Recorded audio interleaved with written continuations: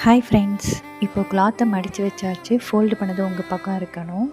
இப்போ கை உயரம் 10 இன்ச்சு, அரை இன்ச் உள் தையலுக்காக நம்ம விட்டு வச்சுருக்கோம். 10 இன்ச்சுக்கு ஸ்ட்ரைட்டாக ஒரு லைன் போட்டுட்டோம். அடுத்து 3 இன்ச்சுக்கு மார்க் பண்ணுங்கள். உங்கள் பக்கம் ஃபோல்டு பண்ணியிருக்கிற கிளாத்தில் 2 இன்ச்சு மார்க் பண்ணுங்கள். மார்க் பண்ண இடத்துல எல் ஷேப்பில் நீங்கள் லைன் போடுங்க. இப்போ இந்த எல் லைனில் 3 இன்ச்சுக்கு மார்க் பண்ணுங்கள். சைடு ஸ்டிச்சிங்க்கு 2 இன்ச் மார்க் பண்ணுங்கள். அந்த 2 இன்ச்லேருந்து 3 இன்ச்சு அப்படியே வச்சு நீங்கள் ஃபோல்டு பண்ணி வச்சுருந்த 2 இன்ச்சு லைனில் முடிச்சிடணும். அவ்வளோதாங்க. இப்போ ஸ்லீவ்ஸ் கம்ப்ளீட் ஆகிடுச்சு. கட் பண்ணியாச்சு நம்ம. இப்போ இந்த ஸ்லீவ்ஸில் ஃப்ரண்ட் சைடு எப்படி குடஞ்சி வெட்டுறதுன்னு நம்ம பார்க்க போகிறோம். இப்போ நம்ம முன்கை குடைய போகிறோன்னு சொன்னோம்ல, அது கரெக்டாக 3/4 இன்ச்சு தாங்க இருக்கணும். 3/4 இன்ச்சஸ் தான் இருக்கணும்.